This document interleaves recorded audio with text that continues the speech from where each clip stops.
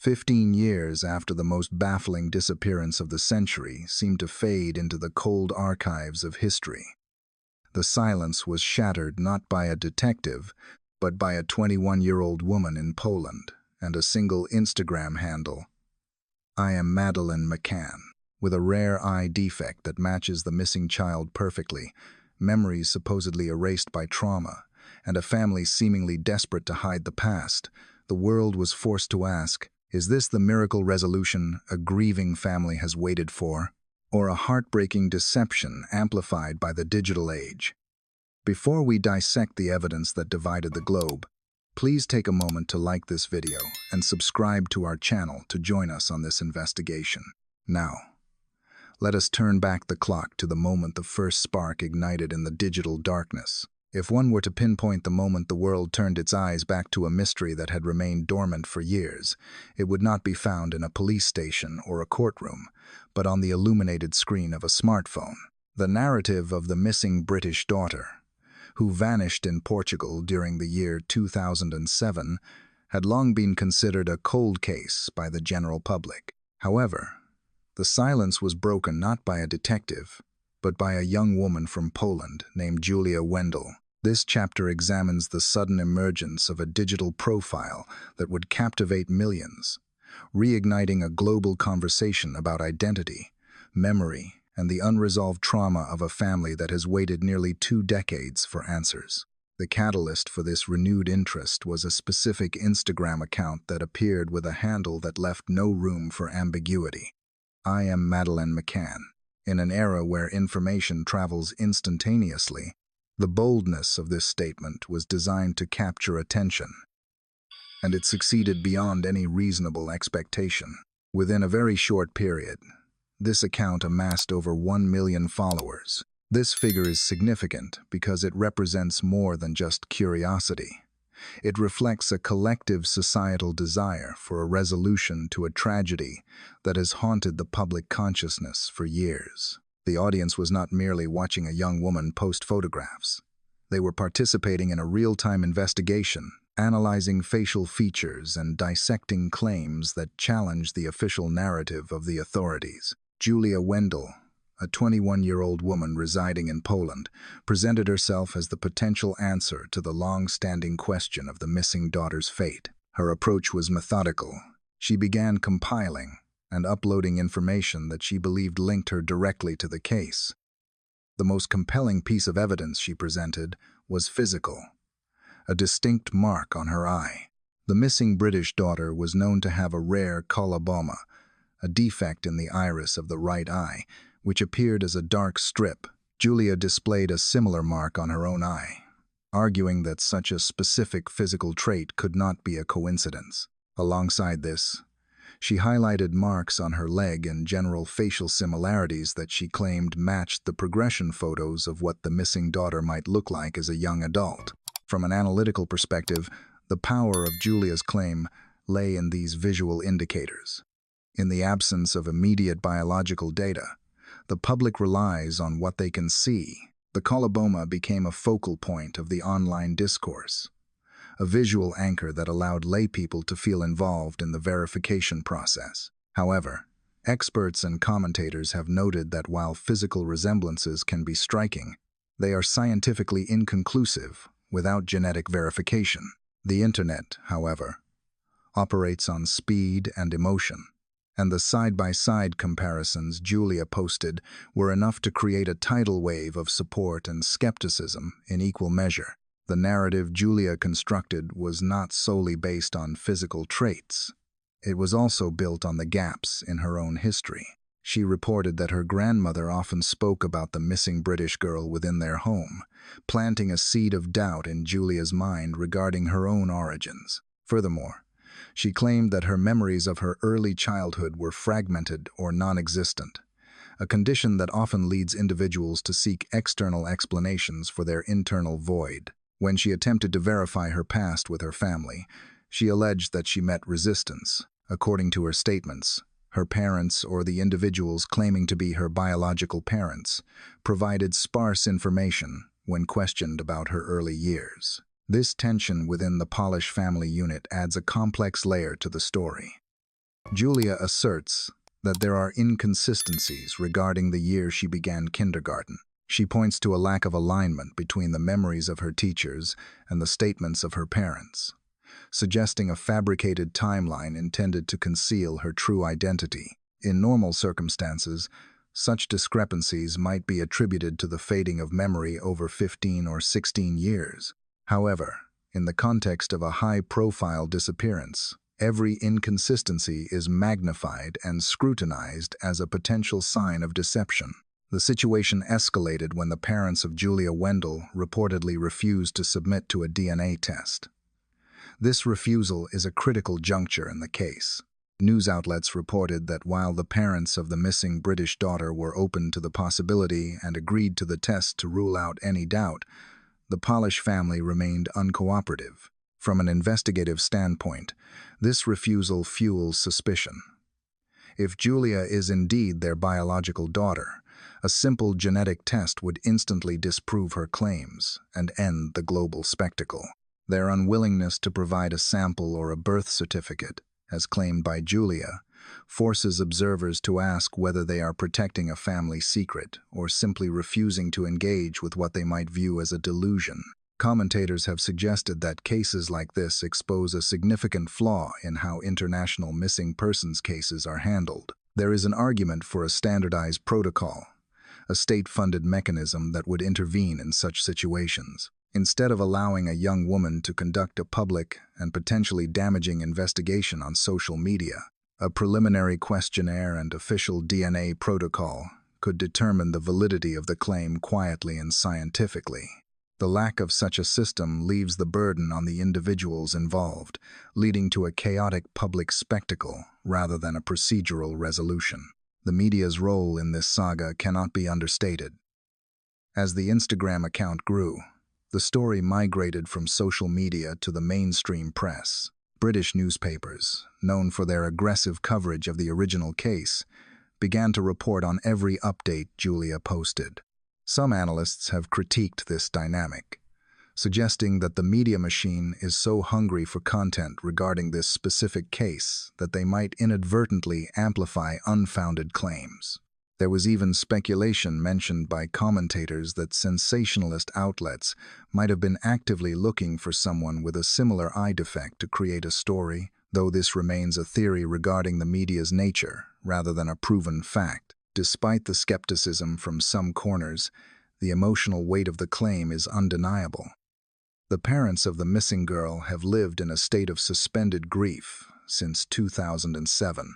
They have faced countless theories, sightings, and false leads. Yet, reports indicated they were willing to explore this avenue, a testament to the enduring hope that defines their ordeal. On the other side stands Julia, a young woman who, regardless of the ultimate truth, is clearly searching for an identity and believes she has found it in the face of a missing child. As this digital storm gathered regarding Julia's identity, questions about her background began to surface. She mentioned that there were complex elements in her family history, a detail she used to question the narrative of her upbringing. She presented these elements: the eye defect, the family resistance, the timeline discrepancies, and her father's history as a collection of irrefutable signs. To her, and to the many people following her journey, these appeared to be significant details rather than random coincidences. The emergence of Julia Wendell serves as a modern prologue to a much older mystery.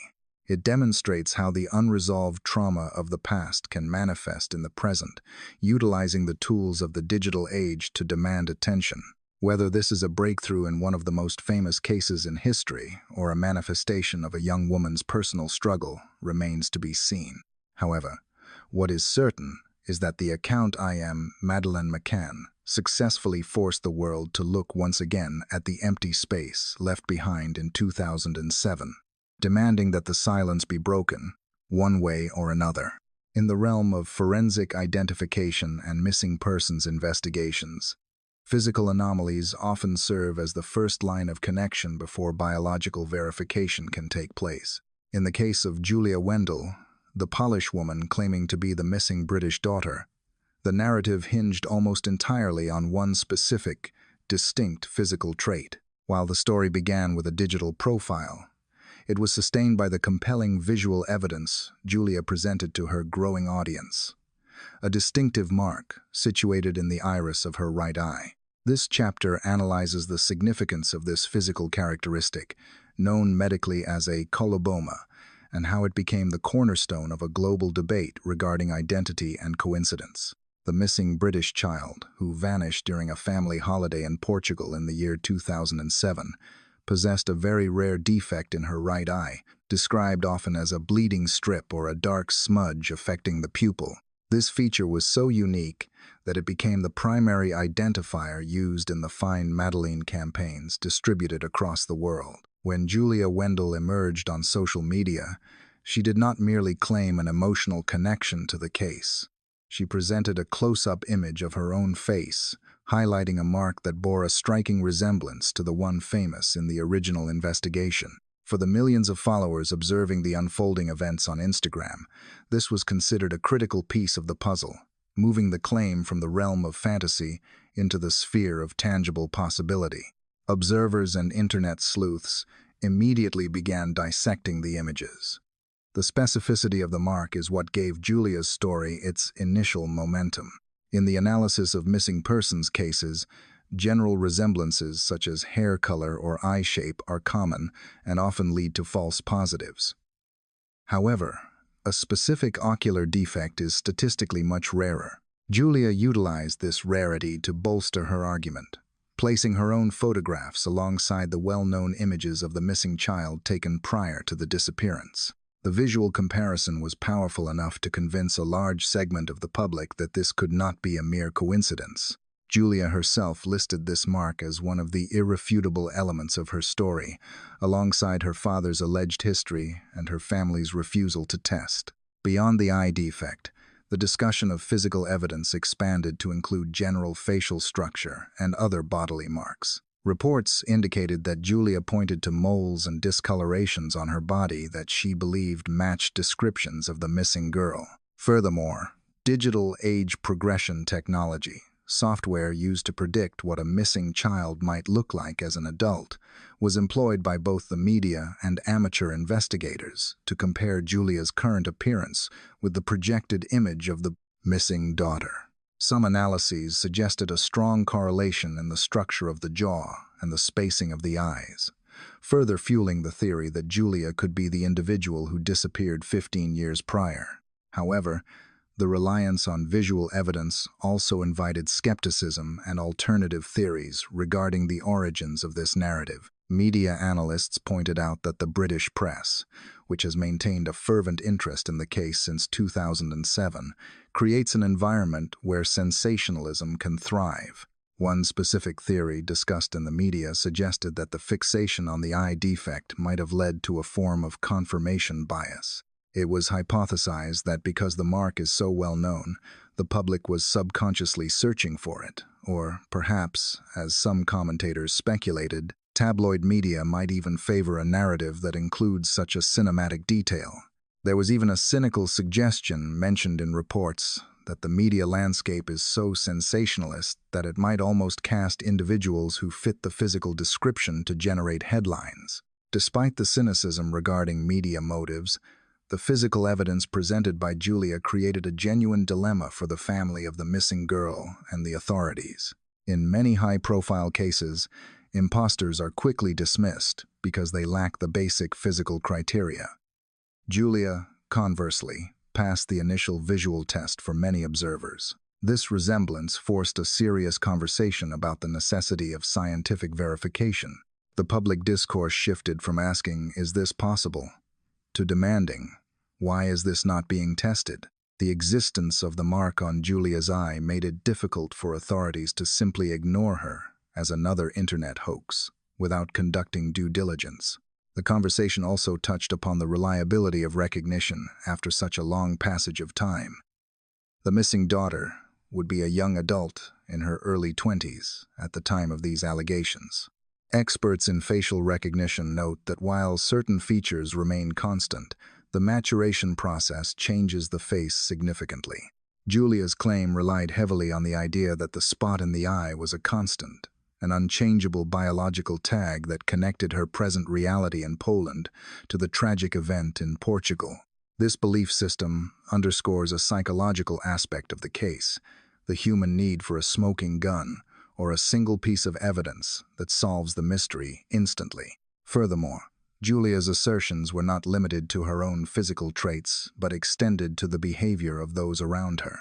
She claimed that the lack of childhood photographs in her possession prevented her from seeing if this mark was present in her earliest years, or if it was a feature that the missing child had which she also happened to share. This gap in her personal photographic history forced the public to rely solely on the comparison between the toddler photos of the missing girl and the adult photos of Julia. The visual gap of roughly 15 years was bridged only by this singular, dark mark in the eye, which carried the weight of the entire investigation on its small surface. Ultimately, the chapter of physical evidence in this saga serves as a study in visual persuasion. The mark in the eye did not prove Julia was the missing daughter. Only DNA could do that, but it provided the necessary credibility to launch her claim into the stratosphere of global news.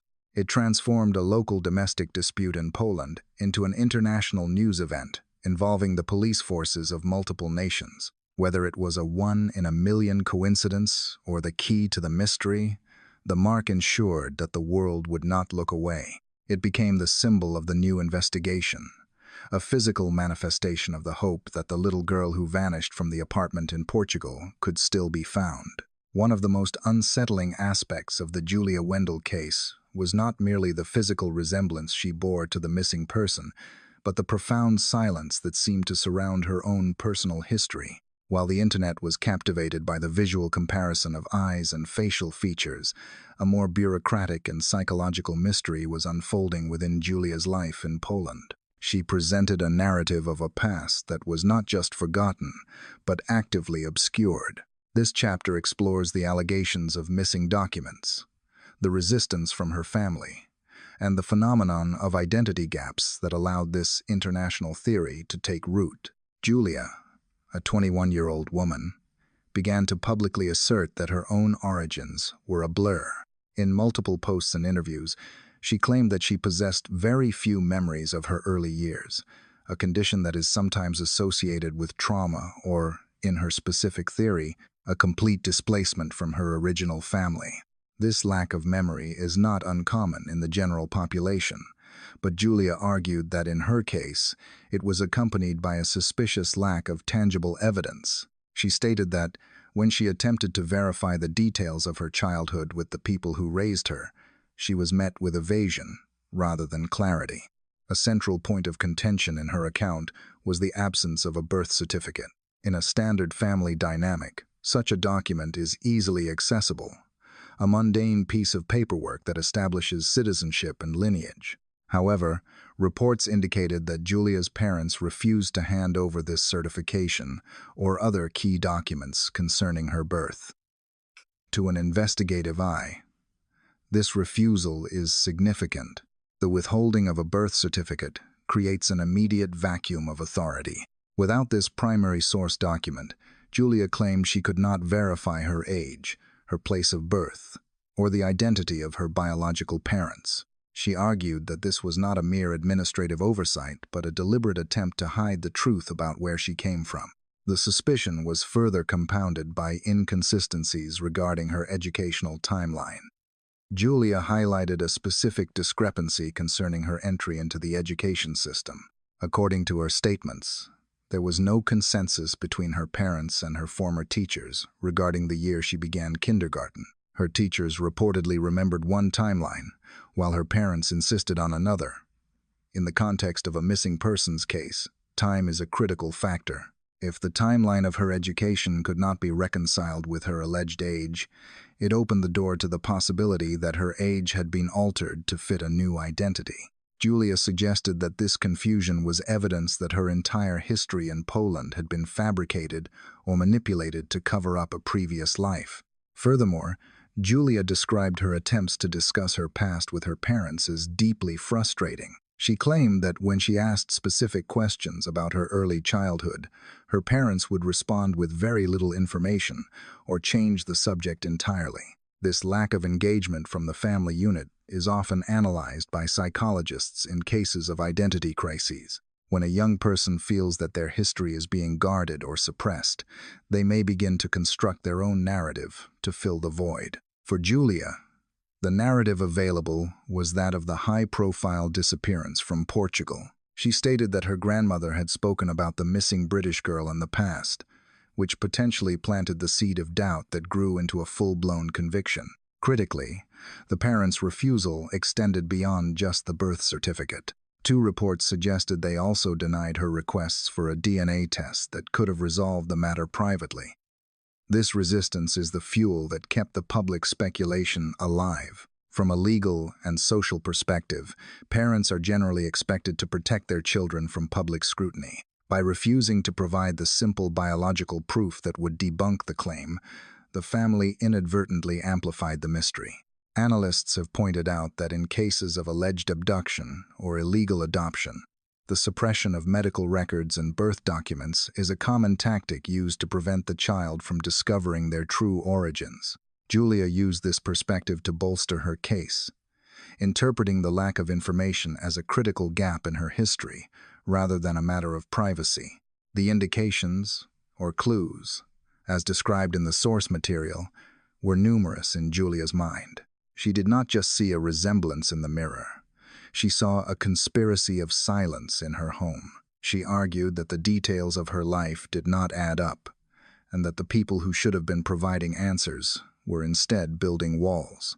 This chapter of the saga highlights the fragility of identity. Without the confirmation of documents and the corroboration of family stories, a person is left adrift.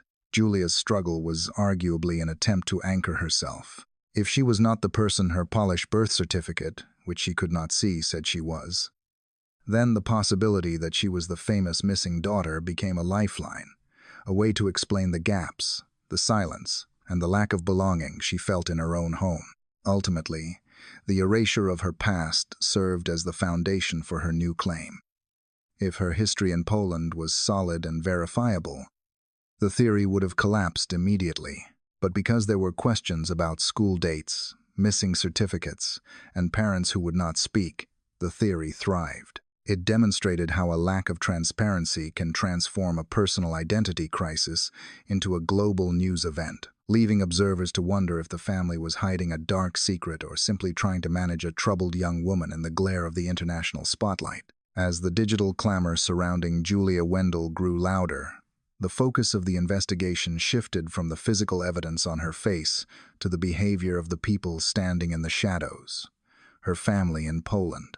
In any inquiry involving questioned identity, the most direct path to the truth lies in genetic verification. However, what should have been a simple procedural step transformed into a complex standoff that fueled global suspicion. The narrative tension in this chapter does not arise from what was said, but rather from what was withheld. The refusal of the individuals who raised Julia to participate in a DNA test became a defining moment in the saga, turning a private family dispute into a matter of international public debate. The premise was straightforward. Julia, convinced that she might be the missing daughter from the United Kingdom, requested a DNA sample from her mother and father in Poland. A genetic match would have immediately dismantled her theory, proving her biological connection to the Polish family and ending the media spectacle. Yet, reports surfaced indicating that the family categorically rejected this request. This refusal was published by major news outlets, noting that the family's unwillingness to cooperate was a significant barrier to resolving the identity crisis. To the outside observer, this decision appeared baffling. If the family was certain of their biological link to Julia, a simple test would have silenced the internet rumors and protected their privacy in the long term. Their resistance created a vacuum of information that was quickly filled with speculation. Julia interpreted their refusal as a sign of guilt, arguing that if they had nothing to hide, they would have readily agreed to the test to prove her wrong. This reaction is consistent with the psychology of suspicion. When an authority figure blocks a search for truth, it often reinforces the belief that a secret is being kept. For the millions of followers watching online, The family's silence was interpreted not as a defense of privacy, but as a confirmation of Julia's worst fears that she did not truly belong to them. The situation was further complicated by the stark contrast between the reactions of the two families involved. While the Polish family retreated behind a wall of silence, reports indicated that the parents of the missing British daughter were open to the possibility of a test. The British couple, who had spent years chasing leads across Europe, reportedly expressed agreement with the idea that Julia should undergo DNA testing. This dichotomy was striking. The potential biological parents in the United Kingdom were willing to engage with the unknown, while the parents who had raised Julia in Poland refused to provide the evidence that would cement their claim to her. Beyond the DNA issue, the conflict extended to documentation.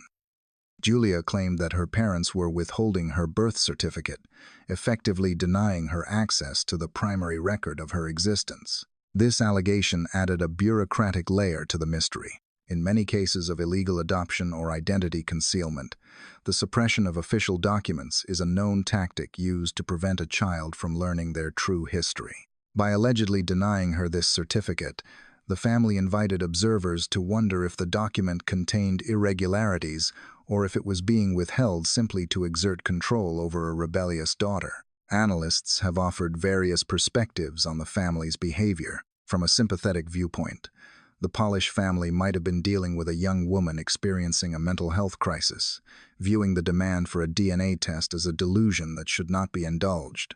They may have felt that participating in the test would validate a fantasy that they knew to be false. However, from a critical perspective, their behavior aligned with the actions of individuals concealing a deception. The refusal to release documents or provide genetic samples is often flagged in investigative protocols as a red flag or an indicator of potential dishonesty. The narrative deepened when Julia revealed other unsettling details about her home life. She spoke of her grandmother, who had passed away, claiming that this grandmother often spoke about the missing British girl within the home. This detail suggested that the specter of the missing child had been present in the household long before Julia began her Instagram account. It raised the question of whether the grandmother knew a secret that the parents were now trying to bury. Furthermore, Julia alluded to a difficult past regarding her family life, claiming that there were unresolved issues in her background. These antecedents painted a picture of a troubled environment, one where secrets could easily be kept. The media coverage played a significant role in amplifying this silence. When newspapers published the story of the parents' negative response, it validated Julia's struggle in the eyes of her followers. It transformed her from a storyteller into a perceived victim of obstruction. The public narrative became one of a young woman fighting for her identity against a family system that wanted to keep her in the dark. The refusal to test did not quell the rumors. It acted as an accelerant. Ultimately, the Polish family's silence achieved the opposite of what was likely intended. Instead of ending the story, it extended it. It forced Julia to look outward, to the internet and to international authorities, for the validation she could not get at home.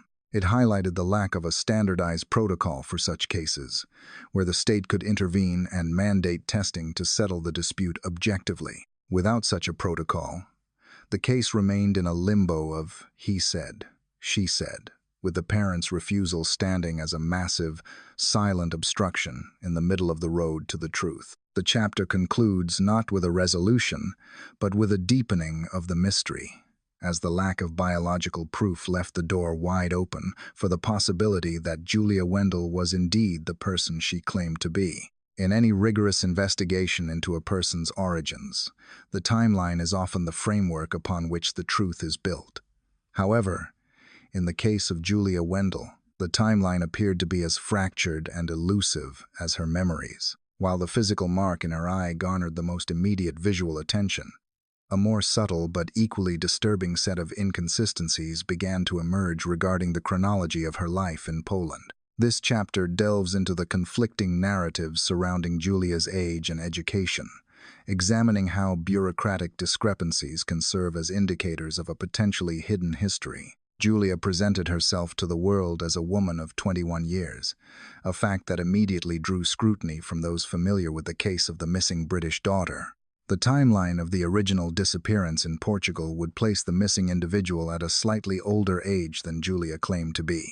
In a standard inquiry, such a discrepancy in age might be enough to dismiss the claim entirely. However, investigating authorities and experts in missing persons cases often acknowledge that in situations involving the illegal removal of a child, altering the age of the individual is a common tactic used to evade detection. By changing the birth year on falsified documents, abductors can create a new identity that does not align with the public search parameters. Julia seized upon this possibility, suggesting that her official age in Poland might be a fabrication designed to distance her from the girl who vanished in 2007. The suspicion regarding her age was not merely a matter of arithmetic, but was rooted in specific, tangible conflicts regarding her early education. Julia publicly stated that she had uncovered confusing information regarding the dates she entered and exited kindergarten. In an attempt to reconstruct her own history, she reportedly reached out to her former teachers and compared their recollections with the statements provided by her parents. The results, according to her accounts, were unsettling. She claimed that her parents and the teacher who taught her during that period could not agree on the specific year she began her schooling. This lack of consensus is significant. In a stable family history, major milestones such as the first day of school are usually consistent in the memories of the adults involved. The fact that the educators and the parents provided contradictory timelines created a fissure in Julia's life story. She argued that this was not a simple lapse in memory, but evidence of a constructed reality that was beginning to crack under pressure. If her parents could not accurately pinpoint when she started school, or if their version of events clashed with official school memories, it raised the possibility that she was placed into the education system at a later date or under false pretenses to match a forged birth certificate. Commentators and journalists analyzing the situation offered a counter-perspective to balance the narrative. Some suggested that the passage of time, roughly 15 or 16 years since the events in question, could naturally erode the clarity of memory. It is entirely possible, they argued, that parents might struggle to recall the exact calendar year a child entered a specific grade after nearly 2 decades. From this viewpoint, the discrepancies Julia highlighted could be attributed to the innocent fog of time rather than a malicious conspiracy. However, Julia viewed these inconsistencies not as isolated errors, but as part of a larger pattern of evasion that included the missing birth certificate and the refusal to undergo DNA testing. The analysis of these timeline issues also touches upon the psychology of the searcher. For a young woman convinced she is living a lie, every error in the official record becomes a clue.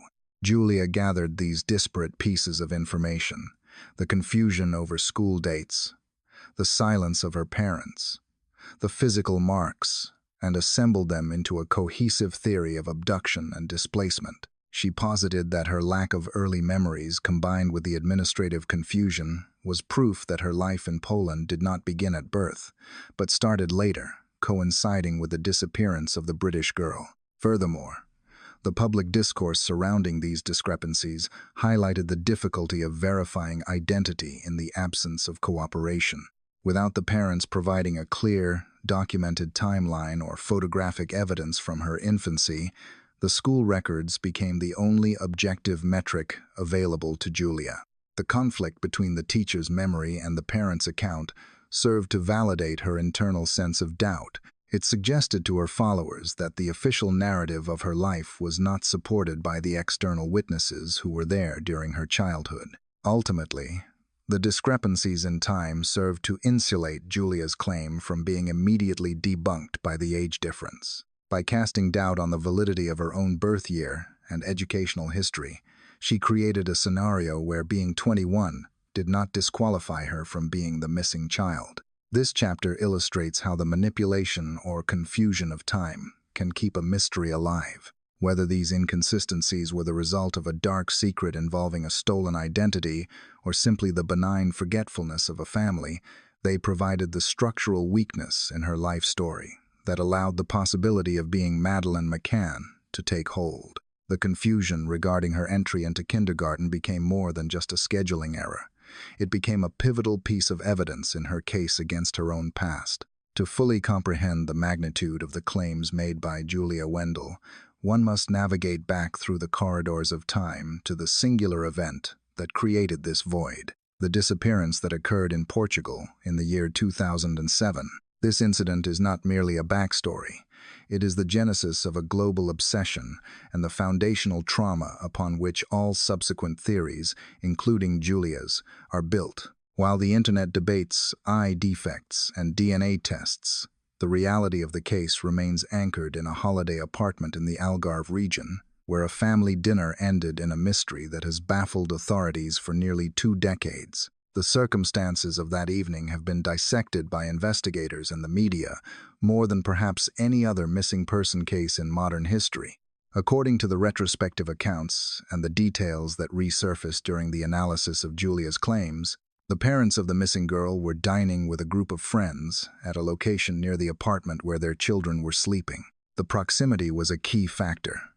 They were situated in a contiguous room, close enough to maintain what they believed was a vigilant watch over the sleeping quarters. The routine established that night involved a system of periodic checks. The adults would leave the table approximately every 15 minutes to walk to the room and ensure the safety of the children. From a procedural standpoint, this timeline is critical. The 15-minute window represents the narrow margin of error in which the disappearance took place. It suggests a crime of terrifying opportunity or meticulous planning. During one of these routine checks, the pattern was broken. A parent entered the room to find the bed empty and the child gone. That moment of discovery marked the transition from a domestic holiday scene to an international crime scene.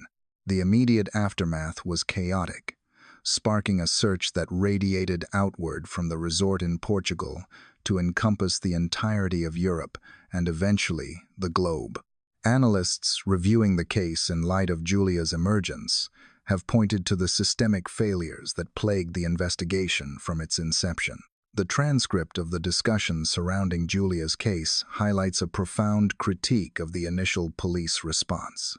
It is suggested that the investigation suffered from significant problems from the very origin, leading to a failure to secure vital evidence or track the movements of potential perpetrators in those crucial first hours. This perspective introduces the concept of state responsibility. Commentators argue that the disappearance is, in the end, a failure of the state to protect a vulnerable visitor, and subsequently a failure to provide justice. This dulness or negligent aspect of the state's involvement implies that because the authorities could not find any definitive element to locate the child, they bear a burden to support the ongoing search for truth, including facilitating the verification of claims like Julia's. The geographical and jurisdictional complexities further muddied the waters. The event occurred in Portugal, involving British citizens, and has since implicated suspects from Germany. This cross-border confusion created a bureaucratic labyrinth. As noted in the analysis, Great Britain might claim the incident happened in Portugal, and thus is a Portuguese matter, while the Portuguese state might view the case as closed or cold. This lack of reciprocal work between nations has historically hindered the investigation, leaving the family to navigate a diplomatic stalemate while searching for their daughter. The relevance of this night to Julia Wendell is substantial. The fact that the child was never found and that no remains were ever recovered left the ending of the story unwritten. This ambiguity is what allows someone like Julia to step forward 15 years later. If the initial investigation had been conclusive, there would be no room for a 21-year-old woman in Poland to question her identity. The narrative of abduction, rather than a confirmed tragedy, permits the possibility of survival. It fuels the hope that the child was taken and raised elsewhere, perhaps with a different name and an erased history, which aligns perfectly with the story Julia is presenting to the world. Furthermore, the extensive media coverage of the search since 2007 has created a unique phenomenon. The progression, photos, images created to show what the missing child might look like as she aged have been circulated so widely that they have entered the collective subconscious. When Julia compares her face to these projections, she is tapping into a pre-existing visual expectation that the public has been fed for years. The images of how the girl would look in this moment are essential tools that bridge the gap between the toddler who vanished and the woman currently seeking a DNA test. In summary, the night in Portugal set the stage for a mystery that refuses to be solved. The procedural gaps, the jurisdictional disputes, and the sheer strangeness of a child vanishing during a 15-minute window created a vacuum. Julia Wendell represents the latest and most vocal attempt to fill that vacuum. Whether she is the victim of that night or a victim of a different circumstance entirely, her story forces the world to re-examine the failures of 2007. It reminds the audience that behind the internet speculation lies a very real, very specific moment of loss that the state, the police, and the public have failed to rectify. For nearly 2 decades, the parents of the missing British daughter have occupied a unique and painful space in the global public consciousness. They are the central figures in a narrative that has no ending, forced to navigate a landscape of perpetual uncertainty, where every potential lead offers a glimmer of hope that is often quickly extinguished. The emergence of Julia Wendell presented a new and complex challenge for the family. While the internet was consumed by the visual similarities and the dramatic refusal of the Polish family to cooperate, the reaction of the British couple became a focal point for those analyzing the emotional and procedural realities of long-term missing persons cases. In the world of high-profile disappearances, families are frequently subjected to hoaxes, false sightings, and individuals seeking attention. Consequently, the standard response from such families is often one of protective silence or immediate dismissal to preserve their own mental well-being. However, reports circulating during the height of Julia's online campaign suggested a different approach in this instance. Information indicated that the parents of the missing girl were aware of the young Polish woman's claims and, crucially, were in agreement with the idea that she should undergo a DNA test. This reported willingness to engage with the possibility stands as a testament to the enduring nature of their search and the specific weight of the physical evidence presented. The decision to remain open to the possibility of a match is significant when contrasted with the behavior of the family in Poland. While the individuals who raised Julia reportedly refused to provide a genetic sample or a birth certificate, effectively blocking the path to verification, the British family appeared ready to facilitate the process. Analysts have noted that this creates a paradoxical situation. The family that has lost a child is willing to take the risk of disappointment to find the truth, while the family that claims the child is theirs refuses to provide the proof that would settle the matter instantly. This dichotomy served to validate Julia's efforts in the eyes of her followers, as the engagement of the British parents lent a degree of seriousness to what might otherwise have been dismissed as a social media fabrication. The psychological toll of such a decision cannot be overstated. For the parents, agreeing to a test is not merely a bureaucratic procedure, it is an act of emotional vulnerability. Every time a potential match arises, it forces the family to relive the trauma of the disappearance that occurred in Portugal in 2007. They must balance the desperate desire for a resolution against the self-preservation instinct that warns against false hope. The fact that they were reportedly in agreement with the testing suggests that the visual indicators, specifically the rare mark in the eye and the facial structure, were compelling enough to warrant a departure from the usual policy of ignoring internet theories. Furthermore, the involvement of the British parents highlights the ongoing nature of the investigation.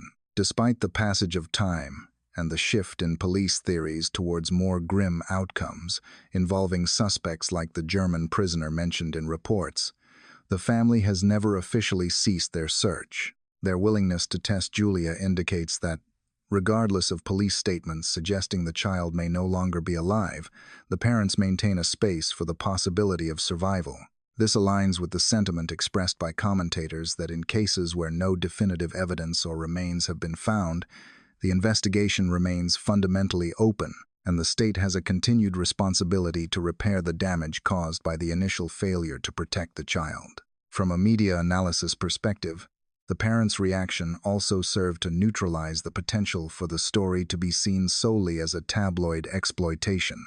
Had they condemned Julia or ignored her completely, the narrative might have shifted to portray the young woman as a harasser. Instead, their reported cooperation framed the situation as a legitimate inquiry. It acknowledged that in a case with so many unanswered questions and procedural failures from the origin, no stone should be left unturned, no matter how unconventional the source of the lead might be. However, this openness also places a heavy burden on the family. They are essentially forced to act as the arbiters of truth in a chaotic digital environment, because there is no standardized international protocol for handling such claims. A gap in the system that experts argue should be filled by a state-funded mechanism. The parents are left to manage the emotional fallout of these public identity crises. They must wait while the world debates the validity of a stranger's memories and physical traits, knowing that the result will likely be either a miraculous reunion or yet another devastating dead end. In summary, the reaction of the British parents to the Julia Wendell case was characterized by a cautious but distinct willingness to find the answer. Their agreement to the concept of testing stood in sharp contrast to the silence from Poland and underscored the tragedy of their position. They are parents who cannot afford to close the door on any possibility, forcing them to live in a state of perpetual openness, where every new claim is a potential key to the mystery that began during a holiday dinner nearly 2 decades ago.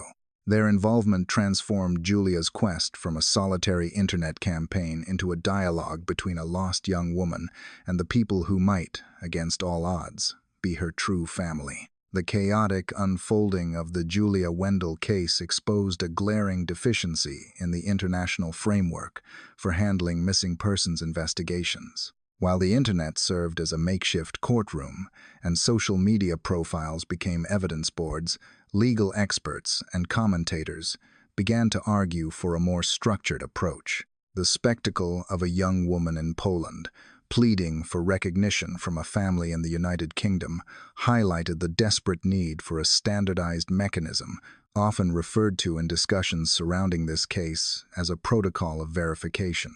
This chapter examines the proposed systemic solutions that could prevent such public emotional crises and the argument that the state holds a moral and financial obligation to manage these identity claims. In the absence of a clear government procedure, the burden of verification currently falls on the private individuals involved, leading to a disorderly process driven by public opinion rather than scientific rigor. Analysts reviewing the transcript of the case have suggested that in high-profile disappearances, such as the one that occurred in Portugal in 2007 or the analogous case of Sofia Herrera, there must be a pre-established protocol. The proposed system would not immediately jump to genetic testing, which can be intrusive and emotionally volatile. Instead, it would begin with a preliminary phase, a detailed questionnaire designed to filter claims based on factual consistency before biological science is ever employed. The logic behind this preliminary screening is to protect the families of the missing from unnecessary trauma. If a claimant's personal history, medical records, or timeline does not align with the known facts of the missing person, such as the discrepancies in school start dates noted in Julia's case, the protocol would halt the process there, sparing the grieving parents from false hope. However, if the questionnaire reveals significant gaps or unexplainable coincidences, such as the rare eye defect found in Julia, the protocol would then authorize and facilitate the next step, a DNA comparison. This graduated approach would transform a media circus into a quiet, bureaucratic procedure, prioritizing truth over sensationalism. A critical component of this argument is the question of responsibility. Commentators have posited that the state bears a significant liability in these matters, because the initial investigations into disappearances like that of the British daughter often suffered from procedural errors or failed to yield results, the state is viewed by some as having a dolus or negligent role in the ongoing mystery. Therefore, the argument follows that the government should be responsible for repairing the damage. This reparation would include funding and managing the DNA protocol, ensuring that neither the searching family nor the young person seeking their identity is forced to bear the financial or logistical costs of finding the truth. The complexity of international jurisdiction further complicates the implementation of such a protocol. The case of Julia Wendell involves Poland, Germany, the United Kingdom, and Portugal. As noted in the analysis, diplomatic hurdles often arise where one nation claims the incident happened elsewhere, absolving themselves of current responsibility. For a streamlined protocol to work, there must be reciprocal cooperation between nations. Experts have called for a unified bank of data or a shared international database that would simplify the cross-referencing of genetic material and physical characteristics, allowing for rapid identification without the need for high-profile media campaigns. The current reality, however, stands in stark contrast to this theoretical ideal. Without a state-sponsored protocol, Julia was forced to conduct her investigation in the public square. She had to use Instagram to gather evidence, rely on the press to pressure authorities, and face the judgment of millions of strangers. This do-it-yourself approach to forensic science is fraught with danger. It exposes vulnerable young people to harassment and exploitation, and it forces families to navigate these waters without professional guidance. The lack of a questionnaire first, test second system meant that the world focused on the drama of the refusal rather than the logic of the claim. Furthermore, the proposed protocol would address the issue of indicios, or indications. In Julia's narrative, she presented multiple indicators: the eye mark, the facial similarity, and the father's alleged past. Under a proper legal framework, these indicators would be catalogued and weighted by investigators, not by internet sleuths. A formal evaluation would determine if these elements met the threshold for genetic testing. The fact that Julia felt compelled to prove her case to an online audience suggests that the official channels were either inaccessible to her or unresponsive to her concerns. Ultimately, the discussion of a verification protocol serves as a critique of the current status quo. It suggests that society has failed to adapt its legal systems to the reality of the digital age, where global connectivity allows identity claims to travel faster than official investigations can verify them. The establishment of a state-funded, scientifically grounded protocol would not only resolve cases like Julia's with dignity and speed, but would also serve as a form of justice for the families left behind. It would be an acknowledgement that while the state may have failed to prevent the disappearance in 2007, it remains committed to providing the answers necessary to close the wound, regardless of how much time has passed. While the narrative of Julia Wendell offered a beacon of hope to those wishing for a miraculous reunion, a simultaneous and far darker theory was being consolidated by law enforcement agencies in Germany. This chapter investigates the stark contradiction between Julia's claims of survival and the grim hypothesis held by prosecutors regarding a German national, often referred to as the prime suspect. The tension between these two realities, one suggesting the missing British daughter is alive in Poland, and the other suggesting she met a tragic end years ago, creates a complex investigative dissonance that divides public opinion and complicates the search for truth. The official investigation, particularly the branch led by German authorities, has largely pivoted away from the idea of a living victim. Their focus has settled on a German prisoner who resided in the Algarve region during the critical period in the year 2007. This individual, whose history includes serious offenses, represents the antithesis of the story Julia is telling. If the German prosecutors are correct in their assessment that the British daughter was harmed shortly after her disappearance, then Julia's entire quest for identity is scientifically impossible. This zero-sum game means that for one narrative to be true, the other must be fundamentally dismantled. Julia, however, did not shy away from this looming shadow. Instead, She attempted to incorporate it into her own timeline. Reports indicate that in her effort to validate her identity, she drew connections between the sketches of suspects associated with the original case and individuals from her own past. She suggested that individuals from her past might bear a resemblance to sketches associated with the investigation. This is a critical psychological and investigative maneuver. By claiming recognition of a suspect, Julia anchored her memories to the official police files, suggesting that she was not merely a random lookalike, but a victim of the very network the police had been hunting. The transcript notes that one of the elements Julia presented was a claim regarding the history of individuals in her life, which she believed connected her to the case. She used these allegations to bolster her theory that she was raised in an environment that concealed her true identity. To her followers, this provided a logical explanation for how she could be the missing girl. She was not lost, but stolen and hidden by someone capable of such an act. It turned the German suspect theory on its head. Instead of being the end of the story, the suspect became the bridge that explained her survival. Analysts observing the case have pointed out the difficulties inherent in this dual investigation. The German authorities have maintained a stance that assumes the victim is no longer with us, a position that naturally discourages the allocation of resources toward verifying the claims of a living woman in Poland. This skepticism from the official establishment likely contributed to the delays in engagement and the dismissal of Julia's requests for testing. It reflects the problems from the origin of the investigation mentioned in the source material, where a lack of cohesive direction and reciprocal work between nations, Portugal, Germany, and the United Kingdom has allowed suspects to evade definitive justice while simultaneously allowing unverified theories to flourish. Furthermore, the public's fascination with the suspect angle reveals a desire to find a villain as much as a victim.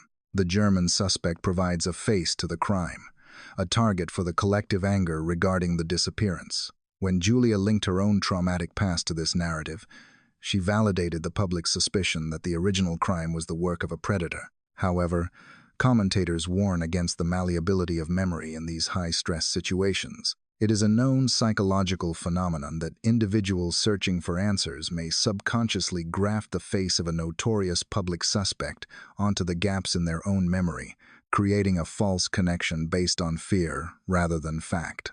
The presence of this alternative theory also raises questions about state responsibility. If the German authorities are convinced of their suspect's guilt but lack the evidence to bring formal charges regarding the missing British daughter, the case remains in a state of legal limbo. This uncertainty is what allows claims like Julia's to gain traction, as noted in the analysis. Because the state failed to find any element to locate the child or convict a perpetrator, the investigation is viewed by some as having a dulles or negligent character. This failure creates a vacuum where official denials hold less weight, and a young woman's Instagram posts can challenge the conclusions of international prosecutors. Ultimately, the shadow of the suspect hangs over every aspect of this chapter. He is the ghost at the feast, the dark figure that the German police believe holds the final answer. For Julia Wendel, he or a man like him is the antagonist in her origin story. The conflict between these two versions of history is absolute. Either the German investigation has identified the individual responsible for the disappearance, or Julia has identified a link to a past that gave her a different identity. The resolution of the case depends entirely on which of these two shadows dissipates when exposed to the light of forensic science. The trajectory of Julia Wendel's claim was not solely determined by forensic evidence or police work. It was significantly accelerated by the mechanics of the modern press. As the story migrated from the confines of Instagram to the front pages of international newspapers, it underwent a transformation that analysts described as brutal and passionate. The involvement of the media, particularly the British tabloids, introduced a layer of sensationalism that complicated the search for truth. Commentators noted that these publications are often so driven by the need for engagement that they might effectively conduct a casting call actively searching for or amplifying individuals who possess specific physical traits such as the distinctive eye defect to generate a compelling narrative. This phenomenon raises ethical questions about the role of journalism in missing persons cases. The relentless coverage of Julia's story, while keeping the case in the public eye, also fueled a spectacle that blurred the lines between investigation and entertainment. Observers pointed out that the daily updates and the scrutiny of Julia's physical features created a novel or soap opera atmosphere, detracting from the gravity of the original disappearance. The focus on the spot in the eye drew significant attention. By highlighting this specific trait, the narrative gained momentum before any scientific verification could take place. This chapter illustrates how the press can inadvertently shape the evidence it reports, creating a feedback loop where the public's desire for a resolution drives the amplification of unverified theories. Beneath the headlines and the digital debates lay a more personal and intimate driver of Julia's conviction: the influence of her family history. A pivotal detail emerged in her account regarding her grandmother, a figure who reportedly played a significant role in her upbringing. Julia revealed that this grandmother frequently spoke about the missing British girl within the confines of their home. This specific behavior is crucial for understanding the psychological genesis of Julia's belief. It suggests that the specter of the missing child was not a sudden discovery made on the internet, but a presence that had been woven into the fabric of her family life for years. Psychologists often discuss the power of suggestion, especially when it comes from a trusted elder. If a grandmother repeatedly mentions a missing child in the context of her own granddaughter, it can plant a seed of doubt that grows over time. This detail provided a possible explanation for why Julia felt such a strong connection to the case. It was not merely a physical resemblance she saw in the mirror. It was a narrative that had been whispered in her ear. Analysts questioned whether the grandmother held a genuine secret or if she was simply fascinated by the case, inadvertently causing Julia to question her own identity. This ambiguity added a layer of tragedy to the story, portraying Julia not as a manipulator, but as a young woman potentially haunted by the stories told within her own walls. The persistence of the mystery surrounding the disappearance in Portugal is inextricably linked to the failures of the state and the complexities of international jurisdiction. The case of Julia Wendell highlighted the dolus or negligent aspect of the state's involvement, with commentators arguing that the initial investigation suffered from problems at its very origin because authorities failed to secure the scene or find any definitive element to locate the child. In 2007, a vacuum of justice was created. This failure, according to observers, places a responsibility on the state to repair the damage, which includes facilitating the verification of new leads like Julia's. However, the reality of the investigation was defined by bureaucratic paralysis. The transcript notes the friction between nations. The United Kingdom might claim the event is a matter for Portugal, while Portugal might view the case through a different legal lens. This lack of reciprocal work between nations allowed the case to stall, leaving families to navigate the diplomatic maze alone. The absence of a centralized bank of data or a unified protocol meant that there was no simple way to cross-reference Julia's DNA with the missing girl's profile across borders. This chapter emphasizes that the longevity of the case is not just a mystery of circumstance, but a direct result of the failure of European nations to work together effectively to solve a crime that transcended their borders. To understand the fervor behind the I Am Madeleine McCann campaign, one must look at the profile of the seeker herself.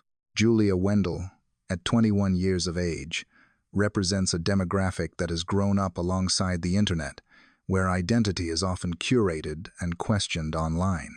Her ability to amass over 1 million followers in a short period speaks to a charisma and a desperation that resonated with the public. She was not a passive subject. She was an active investigator of her own life, gathering indicios or clues from the eye defect to the timeline discrepancies to build a case that the authorities had ignored. Analysts describe the story as passionate and brutal, acknowledging the intense emotional stakes involved. Julia's behavior, her persistence in the face of backlash, and her public plea for a DNA test painted a picture of a person experiencing a profound identity crisis. Whether her belief was rooted in reality or in a psychological need to belong to a different narrative, her journey highlighted the human need for answers. The skepticism she faced was countered by her own conviction, supported by what she viewed as irrefutable elements: the silence of her parents and the physical marks on her body. This chapter humanizes the digital persona, framing Julia not just as a headline, but as a young woman navigating the confusing intersection of memory, trauma, and viral fame. The climax of the saga, as presented in the available accounts, was not a reveal of test results, but rather a dramatic standoff over the process itself. The narrative hinged on the expectation that everything will end, surely, when that DNA test is done. This scientific verification was the only tool capable of cutting through the rumors and the theories. However, the refusal of the Polish parents to participate created a formidable barrier. Their denial was described as a key event that sparked further suspicion, as it denied Julia the closure she sought and denied the public the answer they waited for. This impasse underscored the argument for a protocol of DNA mandated by the state. Commentators argued that such a test should not be subject to the whims of family permission when the stakes are so high. The refusal became a result in itself, a silent admission that the family was unwilling to subject their version of reality to forensic scrutiny. For Julia, this refusal was the final indicium, the last clue that proved, in her mind, that her questions were valid. The chapter concludes with the tension of the unresolved. The technology to solve the mystery exists, but the human element, fear, secrecy, or stubbornness, prevents it from being used, leaving the truth suspended in a state of indefinite delay. As the fervor surrounding Julia Wendell's claims begins to settle, the world is left to grapple with the broader implications of this extraordinary episode. The story serves as a stark reminder that the disappearance which occurred in 2007 is not merely a historical footnote, but an open wound that continues to impact lives across Europe. The case is transformed into a novella, a long-running narrative that captivates and frustrates in equal measure. Yet, beneath the sensationalism lies a serious call to action for a better system. The analysis concludes that there must be a change in how these cases are handled. The state's responsibility to repair the damage remains unfulfilled as long as families are left to search without support and young people are left to investigate their own identities on social media. The proposal for a standardized protocol, a questionnaire followed by a state-sponsored DNA test, offers a path forward, a way to simplify the complex and painful process of verification. Until such a system is in place, the mystery of the missing British daughter will likely continue to generate new theories and new claimants, fueled by the undying hope that one day the right key will fit the lock. To our audience, thank you for joining us on this deep dive into one of the most complex and compelling digital investigations of our time. We hope this analysis has provided clarity on the human, legal, and media dimensions of the case. As we wait for the final truth to emerge, we remain vigilant observers of a story that asks the most fundamental question of all: do we truly know who we are? Until next time, stay curious and keep searching for the truth.